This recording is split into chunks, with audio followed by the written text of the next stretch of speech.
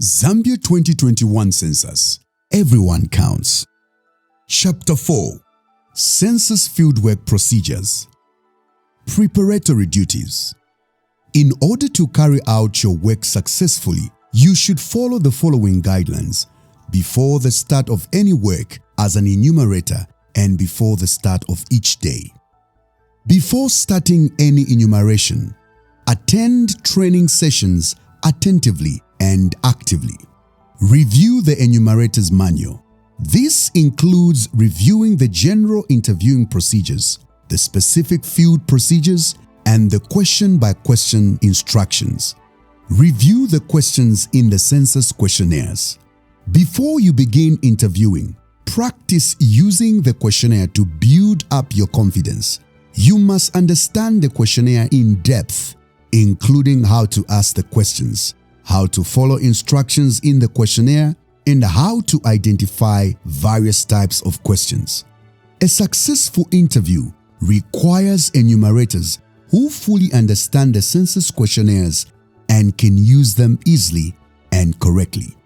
Fumbling with a tablet, not knowing where to click, etc. can disturb the respondent. Review your confidentiality responsibilities.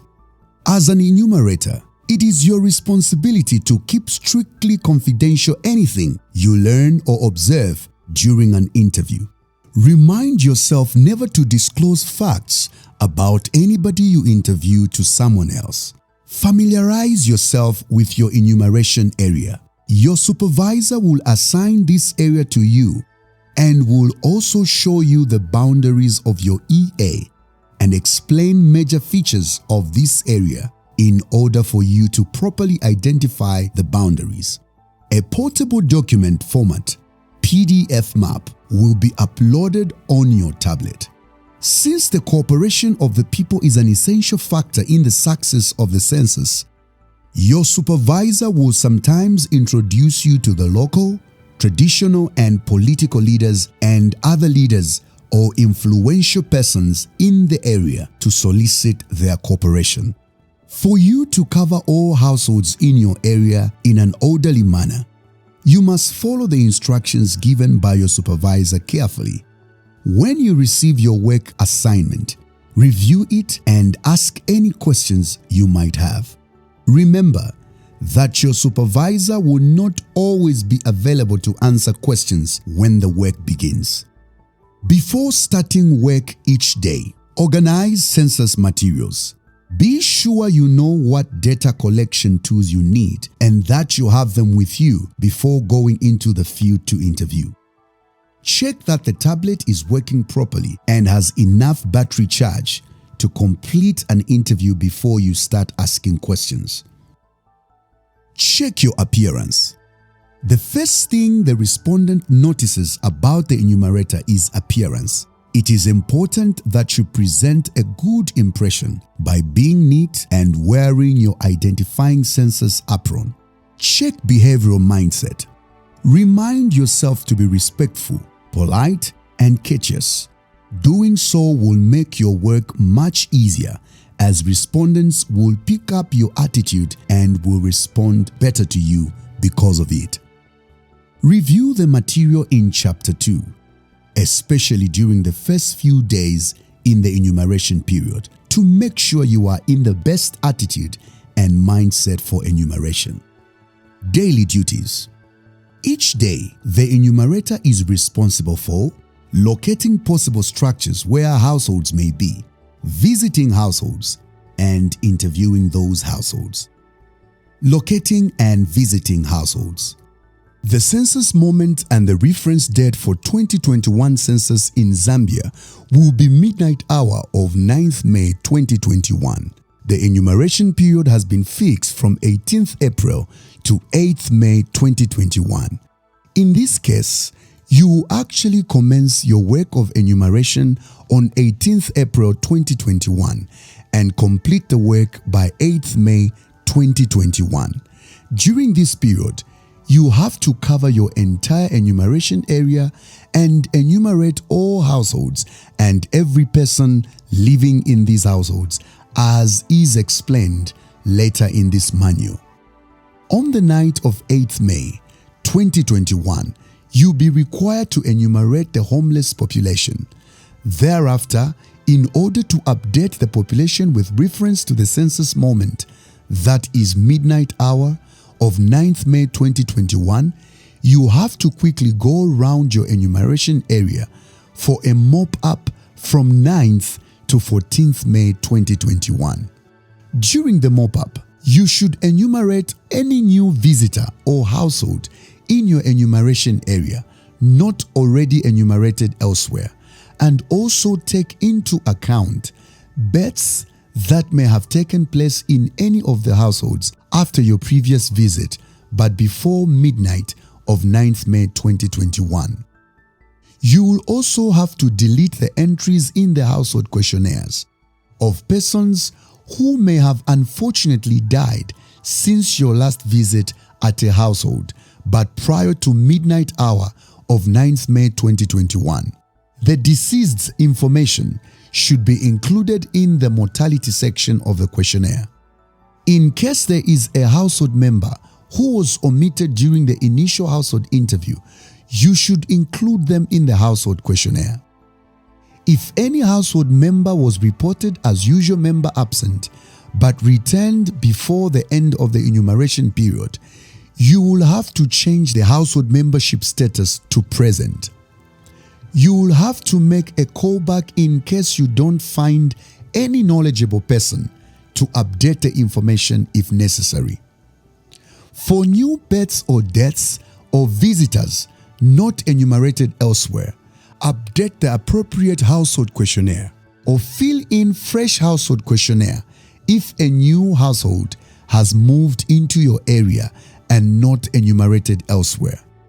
Births, deaths, and arrivals of visitors that take place at or after midnight hour of 9th May 2021 should not be counted.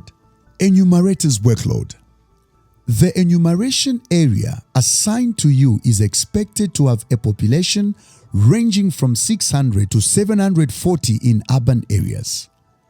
Normally, enumeration area in urban areas is expected to have around 120 to 140 households, while in rural areas, households range from 80 to 120 and population from 400 to 700. For carrying out of field operations, a period of 28 days is given, that is from 18th April 2021 to 8th May 2021, both days inclusive.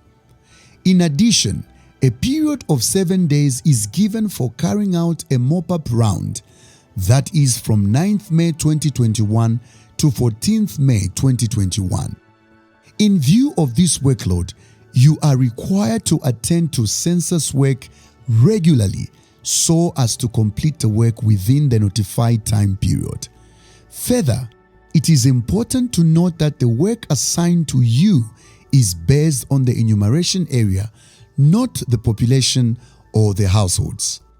In view of this, you are required to cover all the buildings, census housing units, households, and the persons living in them without omission or duplication. The definition of enumeration area is given in Chapter 3. Do not rush into starting to enumerate people. Spend time walking or cycling round the boundary of the EA to verify the boundary itself, as well as the prominent landmarks as far as possible. Choose a starting point that appears both on the ground and on the map. The walking or cycling should start from this point and end at the same point. Enumeration area orientation. In order to ensure complete coverage of all the buildings and housing units, households and persons during enumeration, it will be necessary to locate and identify each and every housing unit and structure in your enumeration area, along with all such places where homeless population may live. Therefore, it would be essential for you to go around the EA assigned to you and become familiar with it and its main features. Orient yourself with the electronic map on your tablet. Look for structures or features on the map that you can identify on the ground, such as a church, borehole, river, community hall, etc., etc. Remember, these photos are color. Therefore, you can also use the house with a blue roof to help you orient the map and determine where you are. If you see a prominent feature on the map, but you do not know where it is or what it is, do not be afraid to ask the locals to point you in the right direction. Some people can pick features quite easily by looking at the map. Locating all households. Visit all the structures in your area. When you come to a structure, determine whether someone is using it as a residence or not. You must do this even if it looks as if the structure is not meant for habitational or residential purposes, because people will be found to be living in offices, garages, petrol stations, bands, railway and bus stations, lorry parks, under stores in marketplaces, under bridges, storage sheds, shops, and many old places. Security guards and caretakers who live within the premises where they work will be enumerated there. You will enumerate every person in your enumeration area at the housing unit where he or she spent the night before the enumerator's visit. When you get to a structure, introduce yourself to whoever you meet. Explain that you are a census officer and find out how people in the housing unit or building are grouped for living purposes. Each of these groups of people, or single persons as the case may be, will be defined in terms of a household. See section 3.2. Each household will be assigned a questionnaire. Your enumeration schedule. You will generally not be able to complete the enumeration of all the people in your area in one day, and it may take as much as a week or even more. As the enumeration will be taking multiple days, make sure every time you visit a household, you start by identifying the people who spent the night prior to the census date with the household. Occasionally, you may come across someone who says that he or she had already been enumerated elsewhere. In such a case, you still have to enumerate him or her again, provided he or she spent the night prior to your visit with the household you are covering. Callbacks. You must make every effort to conduct interviews with each household. Sometimes a household will not be available at the time you first visit.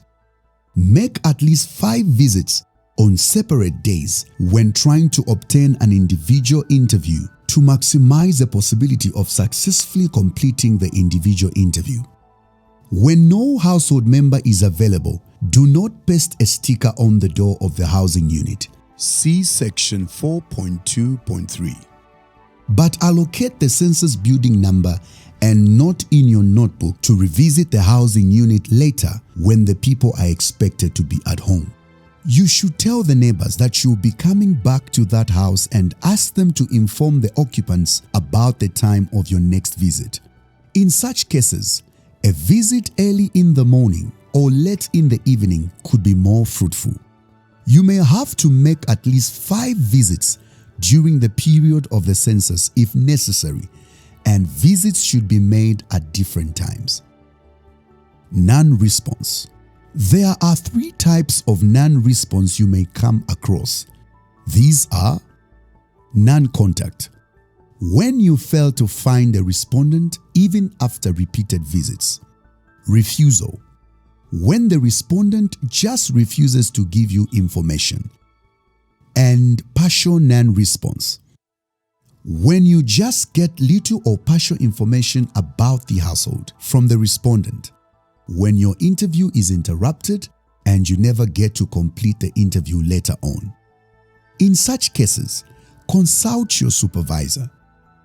Only after confirming the household as a non-response case should you put a response on the response status. Interviewing households. Who should give the information? Visit each household in each structure. Introduce yourself and explain the purpose of your visit, and state that you would like to meet the head of the household. If he or she is not at home, find out if there is any knowledgeable adult person present. This will be the main respondent for the household. It is not necessary that all the information be given by one person.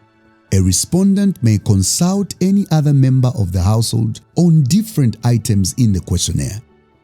For fertility questions, eligible females should answer the questions if present. For example, children ever born should be obtained directly from the females themselves. In the case of married females, you have to be tactful to ensure that it is the woman and not her husband who answers these questions about herself, because husbands tend to be dominant if the interview is carried out with both persons. Note: ensure that questions on fertility are asked in privacy. No other person should be present. For females under 18 years and still living with their parents or guardians, permission to interview them must be sought from parents or guardian. If the only person home when you visit is under 18 years, find out when would be the best time to return. Unless they are the head of household, do not question them about any aspect of the census. It is not ethically correct and may offend their parents. Only underage children living independently should be interviewed as adults. For example, married underage children or children-headed households. If you are told that certain people spent the previous night with the household but are not present when you make your visit, where possible, you should try to find out where they are with a view of cross-checking the information given about them. The particulars of such persons are to be collected as much as possible from the head of the household or the main respondent. Who should be enumerated? Starting with the head of the household, whether present or absent, spouse and children, beginning with the eldest and working down to the youngest. In case of a polygamous marriage, start with the first wife and her children, followed by the second wife and her children, then other relatives and non-relatives in that order, including visitors. Enumerate each and every person, whether resident, that is usual member present, or a visitor who intends to stay with the household you are enumerating for the entire enumeration period. You should get all the relevant information on each of these people. If a person who is not a usual member of the household under enumeration says he or she has been counted elsewhere, he or she should still be enumerated as a visitor during the first round within the enumeration period, if they are staying at the household for the entire reference period. However, during the mop-up after the enumeration period, such persons should not be enumerated. Babies born after sunrise on the day of enumeration should be included among those who spent the night before your visit with the household. Persons working night shifts but having normal places of residence, like security guards and nurses, those attending overnight funerals, those out for discos and other social functions during the night, should be enumerated during the day at their normal places of residence and should be deemed to have spent the previous night at their residence. If such a person is not present at the time you visit the household, make a callback. Make sure such people are not reported as usual members absent on the household listing. Persons who arrive after sunrise should be included among those who spent the night with the household, depending on whether their intention is to stay with the household for at least 6 months or not. they can be regarded as either visitors or usual members present. When you come across a household where there is a funeral ongoing at the time of your visit, allocate a census building number and housing unit number, CBN and HUN, and note in your notebook to visit the household later. Enumerators working on the census away from home should not be enumerated where they are found at the time of the census, unless they are staying as visitors at a household. These will be counted at their place of usual residence. People temporarily away from home, such as caterpillar collectors, at fishing camps, church meetings, that is, church camps, should not be enumerated at the temporal residence. You should establish if there are some households at the site. If there are households, they should be enumerated. Where should people be enumerated? Only interview households at their home. Make sure that the coordinates for the interview are captured at their housing unit and not the market or some other location convenient for the enumerator or respondent. How to conduct the interview. In addition to the general guidelines on interviewing respondents covered in Chapter 2, here are some additional guidelines on how to approach each interview. Guidance on specific sections can be found in Chapter 6. Remain neutral. You must maintain a neutral attitude with respondents. You must be careful that nothing in your words or manner implies criticism, surprise, approval, or disapproval of either the questions asked or of the respondents' answers. You can put respondents at ease with a relaxed approach and gain their confidence. The respondents' answers to the questions should be obtained with as little influence as possible from you. The questions are all carefully worded to be neutral. They do not suggest that any one answer is preferable to another. When a respondent gives an ambiguous answer, never assume what the respondent means by saying something like, "Oh, I see. I suppose you mean, is that right?" If you do this, very often, the respondent will agree with your interpretation, even though it may not be correct. Ask questions in the order presented. Never change the order of the questions in the questionnaire. The questions follow one another in a logical sequence. Changing that sequence could alter the intention of the questionnaire. Asking a question out of sequence can affect answers you receive later in the interview. Note that in CAPI, questions are automated to be asked in a sequence. Ask questions as worded. It is very important that you ask the questions exactly as worded. Do not change the question. This means that you must not make any assumptions about the ability of the respondent to understand the questions or to answer them. If a respondent shows that he or she does not understand the question, first repeat it slowly, putting emphasis on important words and phrases, and if this does not work, you can rephrase it in simpler or colloquial language. However, probing may be necessary. Sometimes respondents will ask you to define words in a question or explain part of the question. When this occurs, refer to the relevant section in the manual. Avoid showing the questions to the respondent. Respondents can be influenced by knowing what questions are coming next, or by seeing the answer categories which are not asked with the questions. Check for completeness of the interview. Make sure that all the questions have been asked and the answers are recorded before leaving the household. Paste sticker. A sticker, as can be seen in the example below, is used to identify a housing unit where enumeration is complete. Step 1. Complete enumeration. Step 2. Mark the sticker with the province, district, constituency, ward, enumeration area, census building number, housing unit number, and household number and the enumeration date.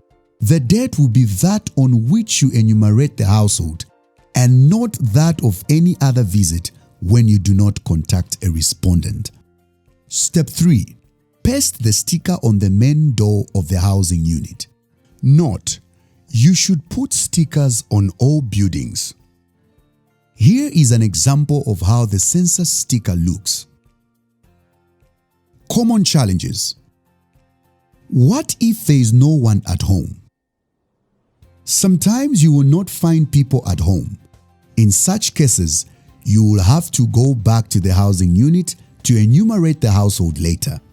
Since the sticker is to be pasted on the door of the housing unit after the enumeration of the household has been completed, assign the census building number and housing unit number, but do not paste the sticker until after the household has been enumerated. Remember to note this down in your notebook. What if there are multiple flats with different housing units? Only one sticker should be used for each housing unit occupied by one household. In case of a block of flats, separate stickers having different housing unit numbers should be used for each flat occupied by a separate household. What if a household is spread between 2 or more structures? Write the same census building number on each of the structures. This means that each of these structures will have a sticker having the same census building number, housing unit number, and household number. Where do I paste stickers if multiple households share the same doorway? Paste one sticker on the door. You will record the number of households in the box provided for household number. For example, if there are 4 households in one building having only one doorway, you will record 1 to 4 next to the box provided for household number, or cross out the box for household number and write 1 to 4. What if no one is living in a housing unit? Even though no one is living in a housing unit, you must assign a questionnaire to indicate this fact and, if possible, record the housing characteristics of the housing unit in the housing characteristics section of the questionnaire. Fill in a sticker and stick it on the door of the housing unit. What if the respondent refuses to be interviewed? The respondent's availability and willingness to be interviewed will depend in a large part on the initial impression you make when you meet them. Introduce yourself and explain the purpose of the visit. Read the introduction. You may emphasize the confidentiality of the information the respondent provides. If the respondent is unwilling to be interviewed, it may be that the present time is inconvenient. Ask whether another time would be more convenient and make an appointment. If the individual still refuses to be interviewed, report it to your supervisor. More detail on convincing people to be interviewed is available in Chapter 2. What if you have to end the interview early for any reason? A respondent may be called away during the interview or may not want to answer all the questions at the time you visit them. If an interview is incomplete for any reason, you should arrange an appointment to see the respondent again as soon as possible to obtain the missing information. Be sure that you record that the interview is incomplete and indicate the time you agreed for a revisit. You should also report the problem to your supervisor. What if the respondent is incapacitated? There may be cases in which you cannot interview a person because they are too sick, because they are mentally unable to understand your questions, or because they are deaf, etc., etc. In these cases, either schedule a time to return or contact your supervisor for instruction. The information can be obtained from any other knowledgeable household member.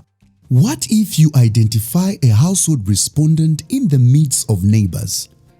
You should try to isolate the person from the neighbors by telling them that you will be visiting them in their own homes afterwards. This is to ensure confidentiality of the information given by the household. Summary instructions of enumerator duties. Get to know these summary instructions of the do's and don'ts thoroughly. These should review topics which you have already covered. The repetition is because of how important these directions are and to help ensure that this information sticks with you. The do's. A. Read this manual repeatedly to refresh your memory and refer to it whenever there is any doubt or difficulty. B. Become familiar with all the applications you must use, that is the questionnaire, the manual, and map. C. Be polite to all people. D. Make sure you first identify a household through probing. The household is identified within a housing unit. E. You must introduce yourself and explain to the respondent the reason for your visit before starting the interview. F. In case of translation, ask questions in a clear and simple manner and in exactly the same way to each respondent and in the same order they are presented in the questionnaire. G. Record answers only as given by the respondent himself or herself, but in case of doubt, probe further. H. You must attend to all callbacks, revisits as early as possible, and you must be punctual in keeping all appointments made. At the end of every interview, thank the household for their cooperation. I. Paste a sticker on the door of the housing unit after completing the interview. J. Consult your supervisor on any doubts or problems that may arise. K. Always handle the tablet carefully. The don'ts. A. Do not phrase questions in a manner likely to suggest answers. B. Do not lead respondents to give you responses you want. C. Do not leave any questions unanswered unless skip instructions specify so. For example, in P34, persons who have a birth certificate skip P35 whether the birth is registered or not. D. Do not allow any person to speak for the respondent unless the respondent seeks assistance. E. Do not allow any unauthorized person to accompany you or help you in filling the questionnaire. F. Do not show the filled-in questionnaires to any unauthorized person. Remember, this is an offense against confidentiality of information. This could lead to your prosecution. G. You must not combine census work with any canvassing for personal gain or topics not relevant to the census, for example, politics, church, or any organizations.